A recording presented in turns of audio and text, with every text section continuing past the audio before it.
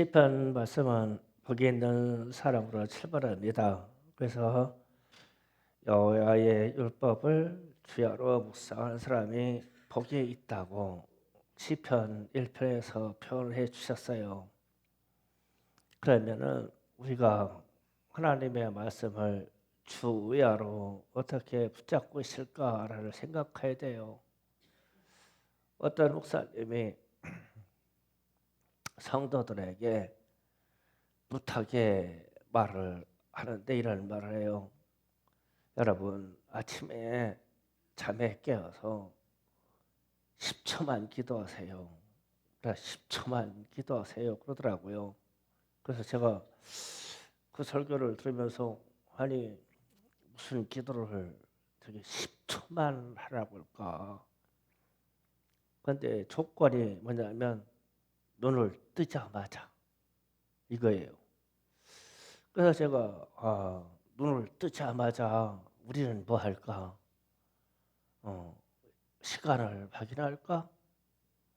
무슨 소식이 들어왔나 해서 핸드폰을 알아보지 않을까? 뭐 화장실로 달려가지 않을까? 뭐 눈 뜨자마자 오늘 일거리와 일정을 생각하지 않을까? 눈 뜨자마자 무엇을 먹을까 생각하지 않을까? 그러면은 눈 뜨자마자 10초 동안 뭐를 하냐는 거예요.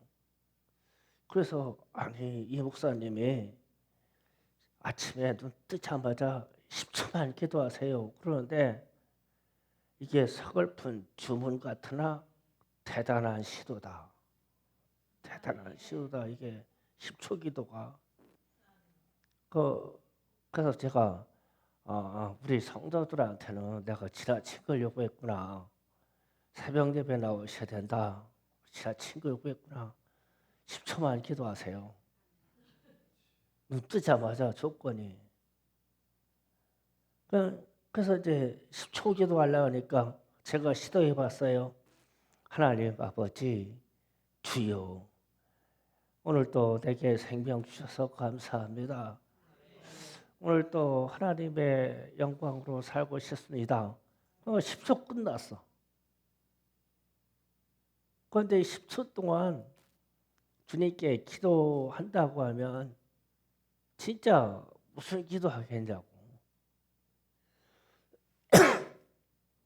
그래서 먼저 하나님을 불러야 되겠고 그러면 눈 떴으니까 자다가 죽을 수도 있는데 생명 주셔서 감사하고 그거 때문에 오늘 하나님의 영광을 위해서 살기로 합니다. 그럼 10초 다 지났어.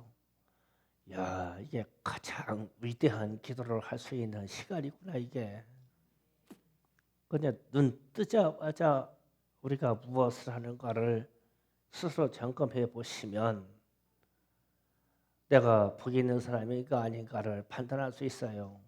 주야로 하나님의 말씀을 묵상하는 도다 그랬는데 첫 입술의 기도가 10초 동안의 기도가 묵상이 내가 무엇을 할까? 그러니까 10초만 기도해달라고 사정하는 거예요. 그런데 우리나라의 기독교인들의 어쩌면 서글픈 현상이에요.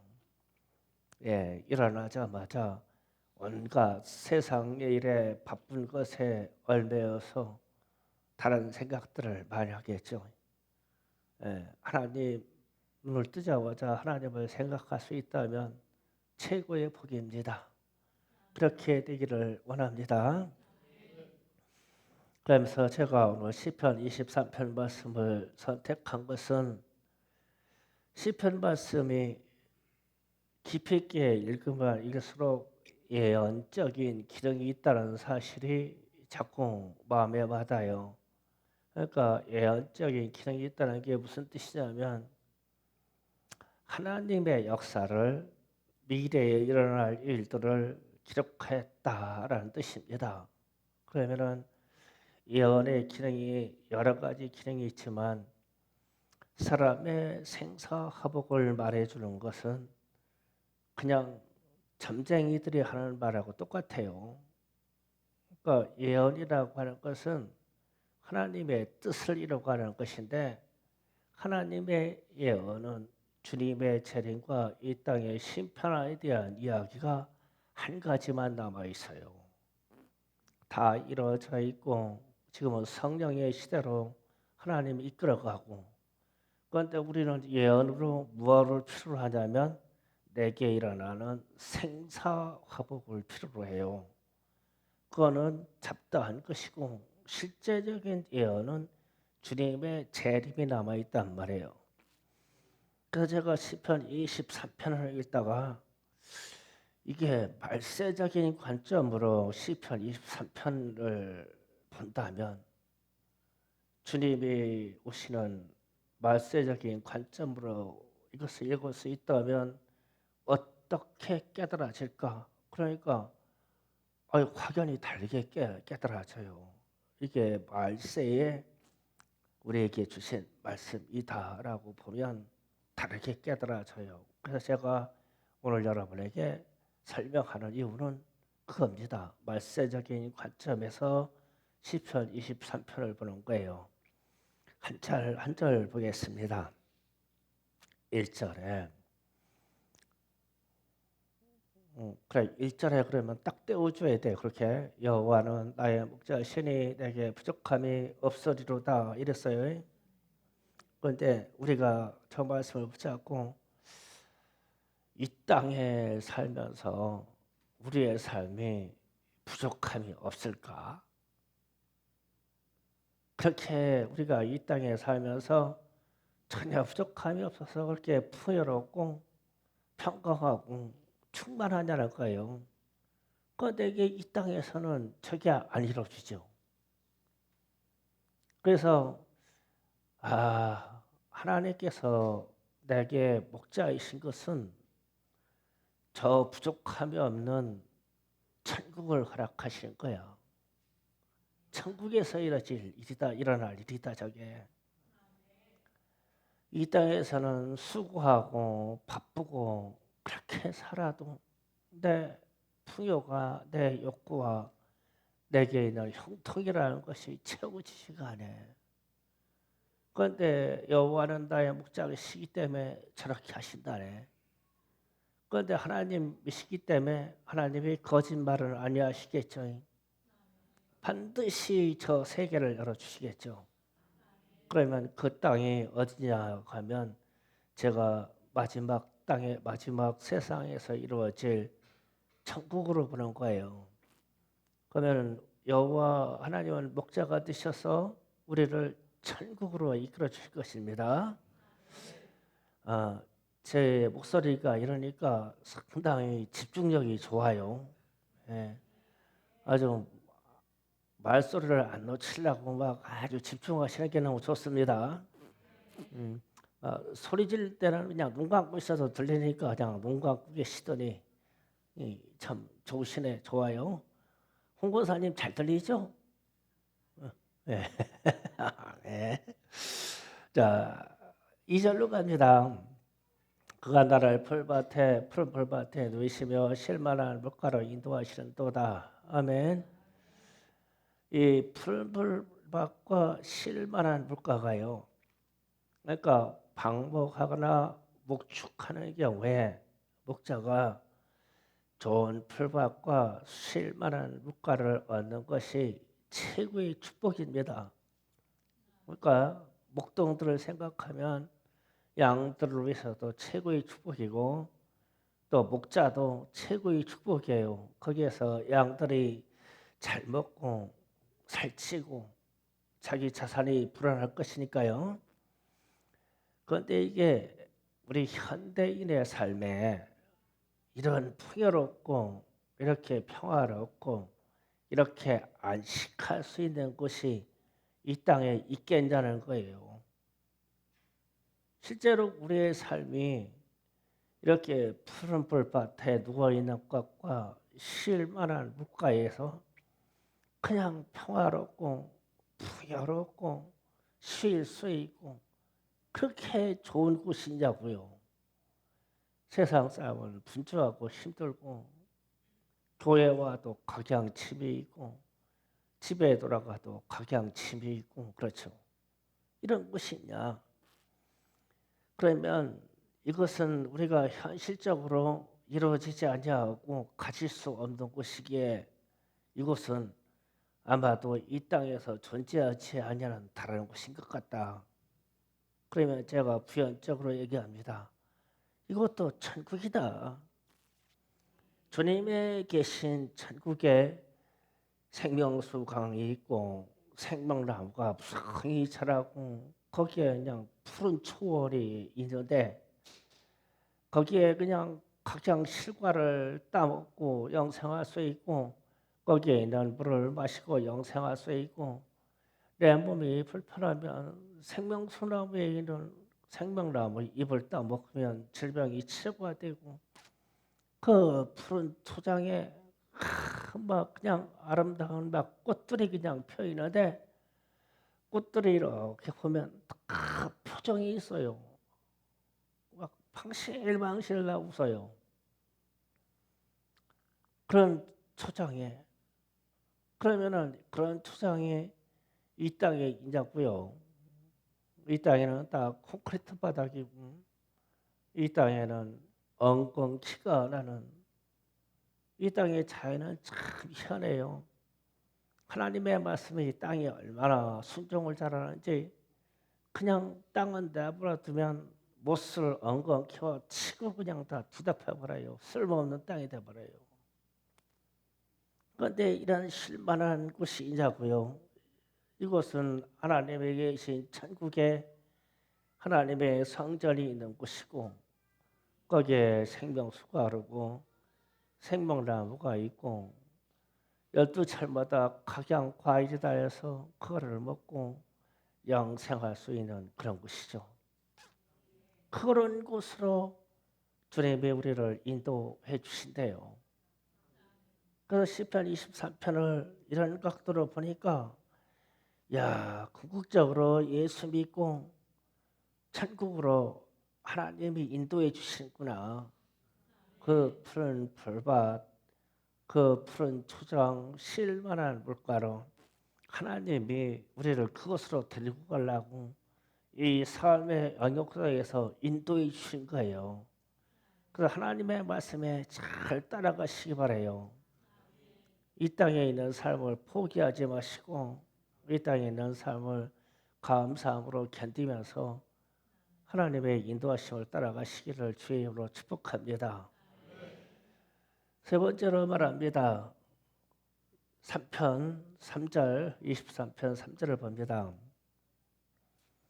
내 영혼을 소생시키고 자기 이름을 위하여 의의 길로 인도하시는도다. 아멘. 이게 영혼 소생, 의의 길. 자, 다시 보세요. 영혼 소생, 다시 태어남, 거듭남, 중생. 똑같은 말이에요. 영혼 소생, 거듭남, 이 똑같은 말이에요. 그러면 우리가 영혼 소생은 예수를 믿음으로 말씀과 성령으로 영혼이 거듭나는 겁니다. 영혼 소생. 우리가 영혼 소생이 되어서 영원한 생명을 얻는 것입니다. 그런데 이게 영원한 생명을 얻는 것은 오직 예수의 공로입니다. 예수님이 십자가에서 흘린 피로 우리의 영혼을 깨끗하게 해주셔서 우리가 하나님을 믿는다, 예수를 믿는다 해서 다시 태어나는 거예요. 이 다시 태어나는 것이 영혼 소생이에요. 예수님의 이름 때문에 우리가 다시 태어나는 거예요. 의의 길도요. 의의 길도 그 옳은 길을 가는 것도 주님의 이름 때문에 가져요. 그런데 이게 의의 길을 예수님이 이런 말씀하셨어요. 성령이 임하시면 의에 대해서 책망할 것이다. 그러면서 의에 대하라 함은 내가 아버지께로 간다라고 그랬어요. 자, 이거를 잘 이해해야 돼요. 의라는 게 뭐냐? 예수님이 아버지께로 가는 게 의래요. 그러면 의가 뭐냐? 우리에게 의가 뭐냐? 우리가 예수님의 공로에 힘입어 하나님 아버지가 계신 곳으로 가는 게 의예요. 이 길을 가는 게 의의 길이에요. 그런데 이 길을 아무나 갈 수가 있는 게 아니에요. 이 길은 예수를 믿고 우리의 생명이 거듭나야 가져요. 그래서 오늘 말씀에 자기 이름을 위하여 예수 이름을 위하여 의의 길로 인도하신도다. 그래서 예수님의 공로에 힘입어 우리가 의의 길, 천국의 길을 지금 걷고 있는 거예요. 이 세상 삶이 어떠하든 간에 내 모습이 어떠하든 간에 천국으로 가는 집 여정을 가고 있는 거예요. 우리가 예수를 믿음으로. 그런데 이제 문제를 생각하게 있어요. 내 영혼을 소생시킨다고 그랬어요. 우리의 영혼도 예수님이 소생시켰어요. 예수님, 예수의 피, 물, 성령이 한 가지다 그랬어요. 이 능력으로 우리의 영혼이 소생돼요. 다시 태어나요. 그런데 이거를요, 이렇게 설명해서는 좀 이해가 안 돼요. 제가 언어를 극단적인 선택을 하게 해요. 어떤 분이 이런 말을 해요. 사람은 고쳐 쓰는 것이 아닙니다. 그랬어요. 그런데 이 말이요, 산뜻한 말이에요. 사람은 안 고쳐진다는 뜻이에요. 그러면 교회의 일이나 우리의 삶의 일은 사람은 고쳐지지 않아요. 그러면 사람을 쓰려면 다시 태어나야 돼요. 그래서 이 영혼 소생이라는 이 말이 이래야 비교가 돼야 확 깨달아져요. 다시 합니다.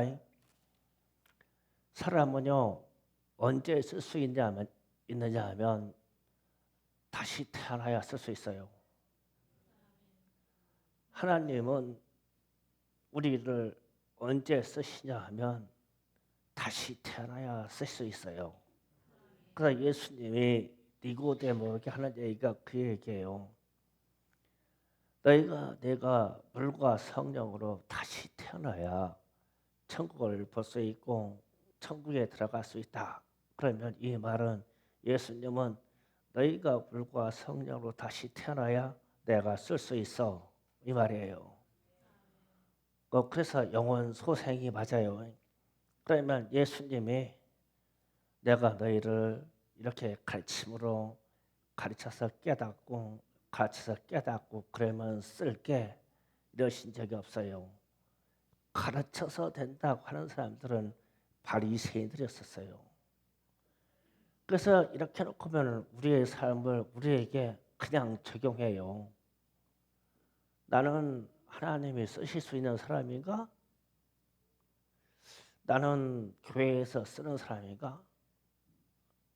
나는 세상이 나를 써줄 수 있을까? 고쳐서 써지는 사람이 없어요. 다시 태어나야 돼요. 스스로 생각해봐요. 나 자신을 알잖아요. 내가 내 성질을 알잖아요. 내가 내 죄성 알잖아요. 내가 무엇으로 실수하는지 내가 알잖아요. 그런데 그게 가르친다고 그게 고쳐졌어요? 누가 권면한다고 고쳐집니까? 누가 그거 하지 말라고 사정한다고 그게 고쳐졌어요?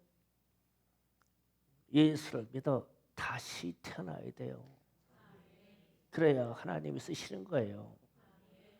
여기는 우리 청소년들이 하나님이 쓰시는 사람이 되기를 원하는데 다시 태어나야 돼요.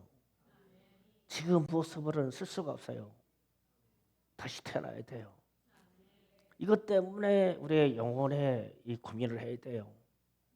그래서 말세에는 천국의 영혼 소생과 더불어 부활을 시켜서 천국에 입성시켜 줄 것인데 거듭난 증거가 있는 사람이 부활해요. 거듭나셔야 돼요. 이 부분에서 심각하게 생각해야 돼요. 내가 예수를 믿어 영원 소생된 사람인가? 영원 소생에 대해서 얘기하면요.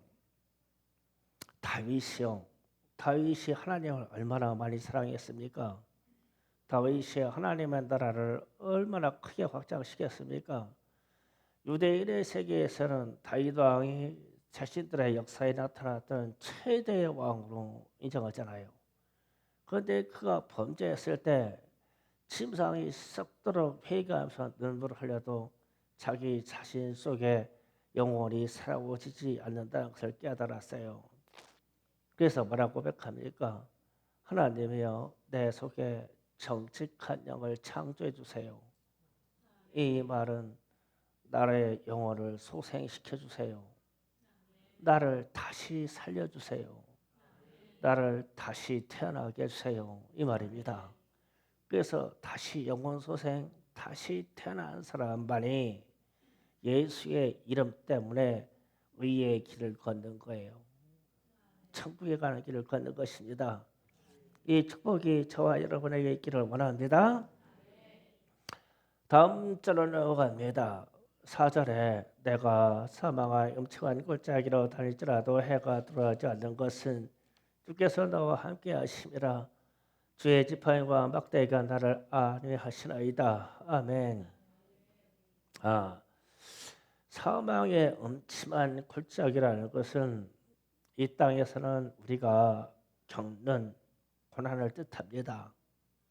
그러니까 죽음의 골짜기를 걸어 다녔다는 뜻이거든요. 그런데 여기서 저 사망의 음침한 골짜기를 걸어 다니는데 두 가지 생각을 해야 돼요. 고난하고 고생하고는 다른 겁니다. 고난은 우리 하나님 나라 때문에 하나님의 말씀 때문에 하나님의 말씀에 순종하라고 겪는 어려움이에요. 이런 거는 진짜 해와 같이 빛이 나고 이런 것은 가치가 있죠. 그런데 우리는 세상을 고난이 아닌 고생으로 살아요. 그냥 고생이라는 말은 그냥 생고생이에요. 생고생. 왜 우리가 이런 어려움을 겪냐면 욕심 때문에, 욕망 때문에, 실패 때문에 자기 자신의 잘못으로 고생하는 거예요. 그런데 우리가 인생에 생고생을 하면서 그것을 갖다 고난에다가 붙이려고 그래요. 어린 반쪽 듣는 소리예요. 우리는 고생을요. 생고생해요. 그냥 말씀대로 살고 말씀대로 순종해서 살면 고난은 겪을지언정 내 삶에 평강은 있어요. 그런데 우리는 생고생함으로 하나님을 향해서도 배울 낯이 없고 생고생활함으로 우리의 삶이 궁핍하고 어렵고 힘들고 그런데 그게 무슨 예수 믿다가 그렇게 됐다고 하는 것처럼 얘기를 해요. 아니에요. 말씀에서 어긋나면 어려움이 오게 돼 있어요. 당연한 거예요. 그래서 말씀에 순종하고 하나님의 뜻에 따라가는 것이 최고의 축복입니다. 그러면 오늘 말하는 저 사망의 음침한 골짜기는 금방 영혼이 소생되어서 의의 길로 걸으려고 하니까 하나님의 말씀대로 살려고 하니까 해방받는 일이 많아서 고생이 오고 핍박이 오고 아픔이 온 거예요. 그게 고난입니다.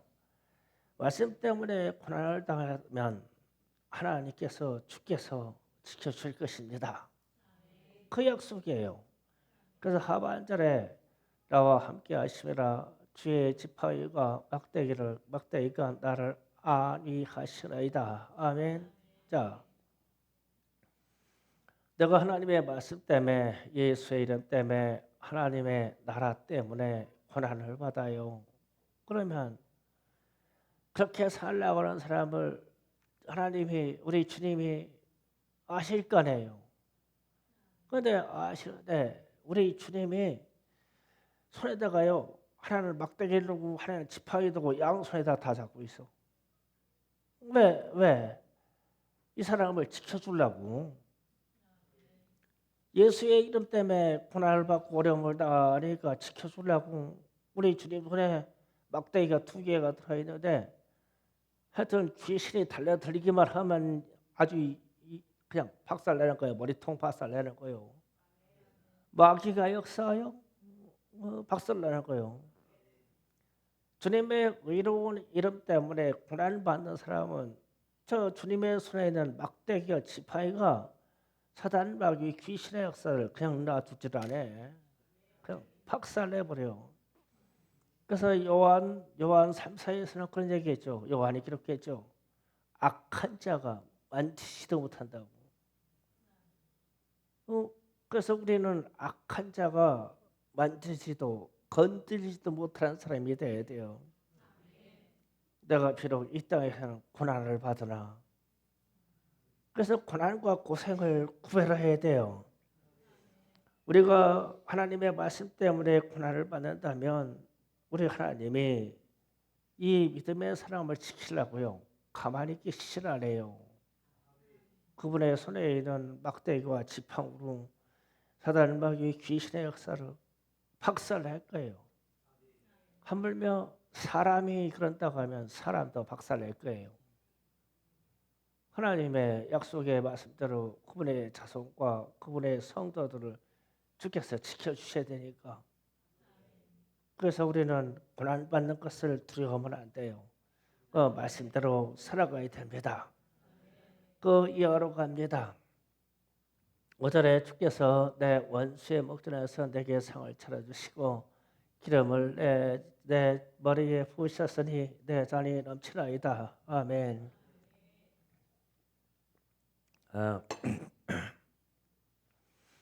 원수의 목전에서 상을 베푸신다라고 하면 저는 어디가 생각나냐면 요한계시록에서 나오는 어린 양의 혼인잔치가 생각이 나요.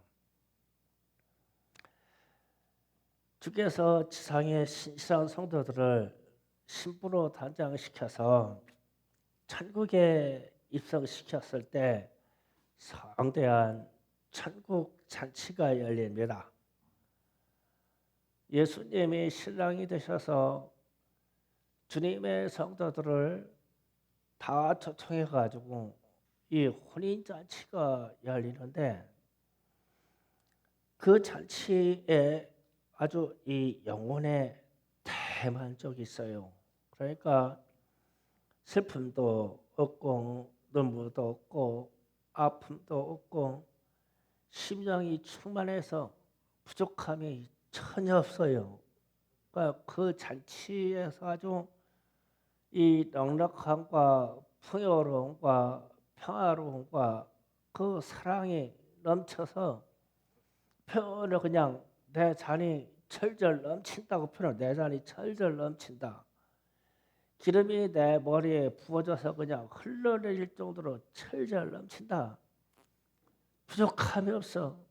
대만족이야. 지상에서 겪었던 슬픔과 고난에 대한 생각이 다 사라졌어. 앞에는 내가 그렇게 평생을 기도하던 그분 주님이 앞에 계셔. 그러니까 막 얼마나 좋아. 그런데 거기에 딱 앉아 있는데 나의 원수들이 저쪽 건너편에서 보고 있다네. 원수의 목전에서. 이게 나를 크게 인생에서 괴롭히던 마귀와 귀신들의 역사가 저 건너편에서 보고 있대. 얼마나 부러울까? 마귀 편에서 귀신 편에서 얼마나 내가 저를 막 실족시켜서 막 어떻게 지옥으로 끌고 가려고 그랬는데 아이 그렇게 땅에서 신앙 때문에 견디더니 오늘날 어린 양의 혼인잔치가 열리는데 그 건도를 보니까 거기에 귀신과 마귀가 괴롭히던 그 주인공이 거기 앉아가지고 막 대만족의 잔치 자리에서 막 슬픔도 잃어버리고 아픔도 잃어버리고 막 어마어마한 잔치가 열렸어. 잔치가 열렸어. 어린 양의 잔치가 열렸어요. 홍월의 권사님 어린애 양의 잔치가 열렸어요. 고개 드셔요. 어린 양의 혼인 잔치가 열렸어요. 권사님이 그 자리에 앉아 계실 거예요. 귀신들이 보고 얼마나 부러울까. 원수의 목장에서 상을 내부서 주신대요. 그 천국에 들어가는 거예요. 조금 배경이 참 고난스럽다는 배경이 많죠. 이 글은 이 시편 23편의 글은 표현하면 표현할수록 아름다운 글인데 무언가를 뛰어넘은 그 다음의 배경이에요. 고난을 뛰어넘은 배경, 내가 다시 태어난 배경, 영원히 소생된 배경, 의의 길을 걷고 있는 이 배경이란 말이에요. 그 배경 뒤편에는 원수들이 있어요. 그러니까 승리한 자 말이 이것을 이 시편 23편을 내 것으로 만들 수 있는 거죠. 여러분이 그렇게 내 것으로 만들기를 원해요. 마지막 절로 와서 결론을 냅니다. 내 평생의 선하심과 인자하심이 반드시 나를 따르리니 내가 여호와의 길에 영원히 여호와의 집에 영원히 살리로다. 아멘. 자, 여기에서 말씀해서요. 왜 하나님의 역사를 선하심과 인자하심이 영원하시다 하냐면 시편에 아주 여러 군데서 나와요. 여호와 하나님의 인자하심과 선하심과 인자하심이 영원함이로다. 많이 나와요. 시편 끝쪽으로 가면 이 말이 계속 반복돼요. 저 말이 선하심과 인자하심이 그냥 한두 번의 영원함이로다로 끝나는 게 아니에요.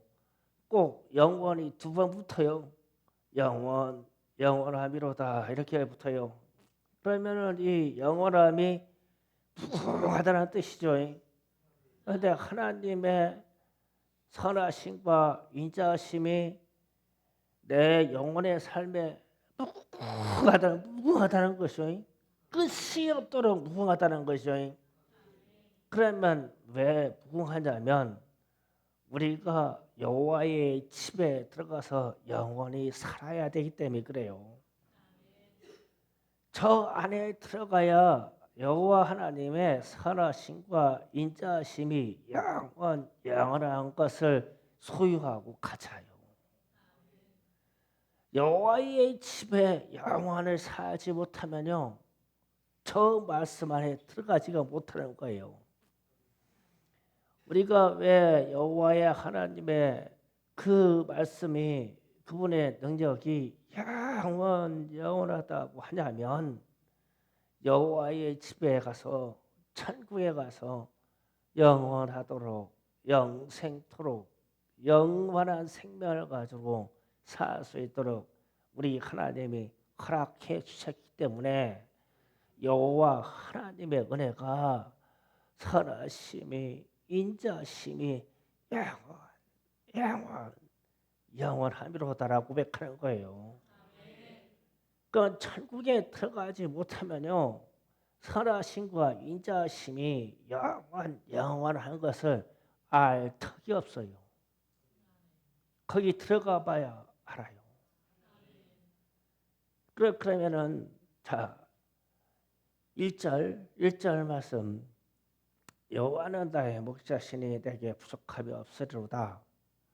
이게 어디에서 이게 이루어지냐면 시편 23편의 끝절 5절 가지고 영원한 아버지의 집에서 영원한 아버지의 집에서 이루어져요.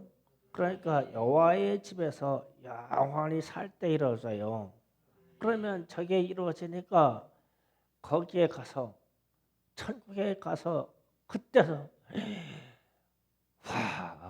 여호와 하나님이 내 영혼을 사랑해서 나를 구원하려고 창세부터 역사를 쭉 기록해가지고 나 같은 이 생명을 아버지의 집에 천국 영원한 집에 들여서 이 영생토록 완전한 이 생명, 영생토록 이 풍요로운 이 생명, 푸른 풀밭과 쉴만한 물가에서 그냥 주님 안에서 바로 그냥 안위로 안위의 삶을 살 수 있도록 허락한 것을 그때서 탁 느끼고 갖고 체험하고 나가지고 그때서 고백하는 게 여호와 하나님의 은혜가 선하심과 인자하심이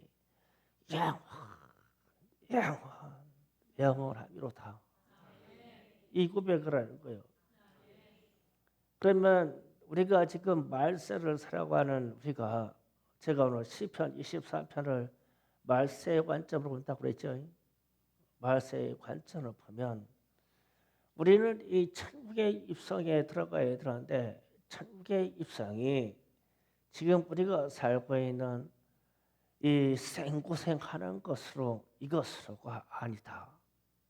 하나님의 말씀과 의의 길을 걸어서 비록 내가 고난스러운 삶을 살지라도 내 믿음을 더 견고히 하고 내가 하나님께 더 의지해서 이 영원한 세계에 들어갔을 때만 하나님의 선하심과 인자하심이 얼마나 영원하신지 알게 될 것이고 하나님 아버지의 그 극진하시고 만극한 사랑이 내 영혼을 어떻게 붙잡고 있었든지 그 자리에서 안다는 거예요. 지금 우리가 이 교회 생활하면서 세상 생활하면서 그냥 조금만 이분의 사랑과 우리 예수님이 우리를 구원하시기 위해서 희생하신 것을 조금만 안다면 이런 세상 사람들끼리 뒤대이고 얽히고 아프고 다툼이 있는 거는 아무것도 아니에요. 뛰어넘을 수가 있는 거예요. 나는 충성교회 성도들이 그렇게 되기를 원해요. 시편 23편의 말씀이 말세의 관점에서 천국에서 이루어질 말씀이라는 것을 아시고 이 말씀을 붙잡고 기도하면서 이 세상 이겨가요. 고난을 이겨가요. 그렇게 되기를 주의 이름으로 축원합니다. 자, 주여 삼창하고